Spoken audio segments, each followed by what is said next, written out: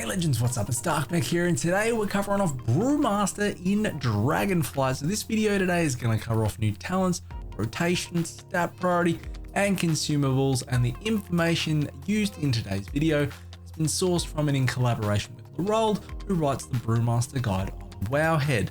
Now, if you find this video today helpful, please hit the like button, please subscribe to the channel.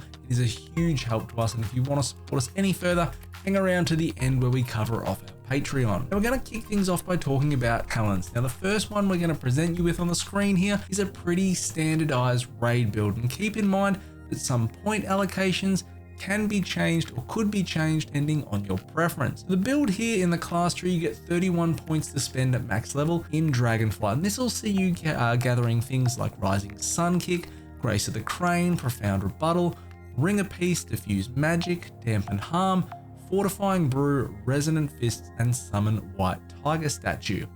Over on the spec tree, where you've got 30 points to spend at max level, you'll gather abilities and talents like Healing Elixirs, Celestial Brew, Breath of Fire, Salsabim's Strength, Charred Passions, Loading Keg, Bone Dust Brew, Storm Stout's Last Keg, and Weapons of Order. Now it is important to highlight that you can absolutely move points in the tree. You know, in the class tree, for example, you might really miss playing with Hasty Provocation. That taunt speed from this build is just a starting point. Over in the spec tree, you might like playing with High Tolerance just as a comfort factor in your raid build. Depending how Charred Passions continues to be tuned, maybe Dragonfire Brew will become an option that you can bounce between.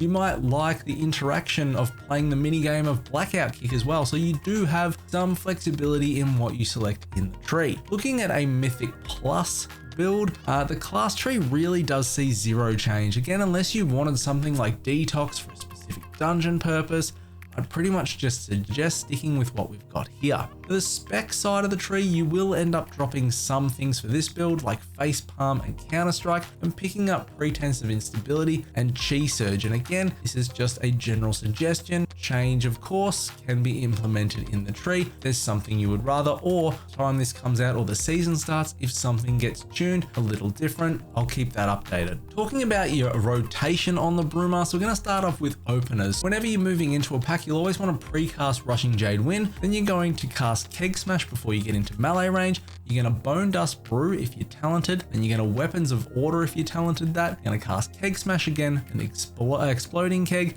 Invoke Najau, Summon White Tiger Statue, cast Rising Sun Kick if you're talented into it, and then Keg Smash again, and then you're going to go into your priority system. The single target priority system is to use Keg Smash on cooldown, to use Rising Sun Kick on cooldown if you are talented into it, to use Blackout Kick on cooldown, maintain Rushing Jade Wind 100% of the time, cast Breath of Fire on cooldown, and cast Spinning Crane Kick as a filler. Now your multi-target rotational priority, basically the same as single target. Single target in situations, you may want to replace that Spinning Crane Kick filler with Tiger Palm in certain situations. However, generally it'll probably be Spinning Crane Kick. In AoE, it is always Spinning Crane Kick. Notes for the Brewmaster: make sure you use Expel Harm if you need healing, and basically any offensive cooldowns you've got, you just want to be sending them off cooldown, unless there are selective moments that you are holding your cooldowns for. Looking at stats on the Brewmaster, item level and agility is always going to reign supreme. The more you have, the better you are. So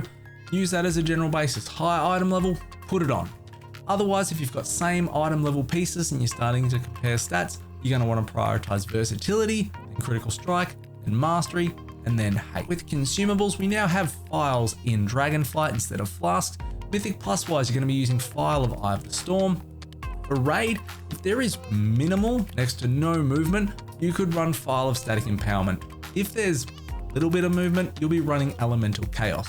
Food wise, the 3 feasts are always going to be your best options: the Grand Banquet, Horde of Draconic Delicacies, or the Hearty Stew. Otherwise, there are double secondary statted foods now, like for versatility and mastery, or versatility and crit. There's also Sea Mouse Surprise, which is versatility. There are a few options on that cheaper side, but generally you'll be wanting to favor feasts. For stone wise, you'll be using a Sharpening Stone again. Enchants wise, and this could be subject to change, but at the moment it's kind of looking like we'll be going with primary stats on the chest with the Waking stats. Cloak, Rid of Leech or Regenerative Leech. Wrists, Leech, which is via Devotion of Leech or Rid of Leech. Legs, we're putting an armor patch on. There are 2 armor and stat, or stamina and stat. We'll be going with the stamina and stat one. Ring wise, devotion and versatility, or rid of versatility. Boots, you got 2 options. One is plain runner's breeze, which is a movement speed, which the Brewmaster really doesn't suffer for. Probably be electing to go with watcher's loan, which is a stamina increase to boots.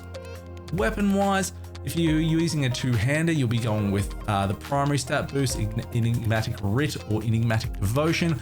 If you are dual wielding, you could elect to go with enigmatic writ on your main hand, and then possibly, depending on how sims go, you could put burning writ or frozen writ on your offhand, which is either a crit secondary boost or a versatility secondary boost. Or if frozen devotion ends up pumping in Mythic Plus, that could really be an option for your offhand too. We'll have to wait and see how that goes. So that is it. If you've got any questions, hit me up in the comments below. Like, comment, subscribe. Thank you for checking out the video. Check out our other tank guides. Come and find us in the Discord. I will see you all next time. I love you. See you, fam. Legends, if you really want to help me out and support the channel, please consider pledging to our Patreon. Tier 3 and above will see you getting your name at the end of every single video we create, as well as some hidden perks in the Discord. Thanks so much.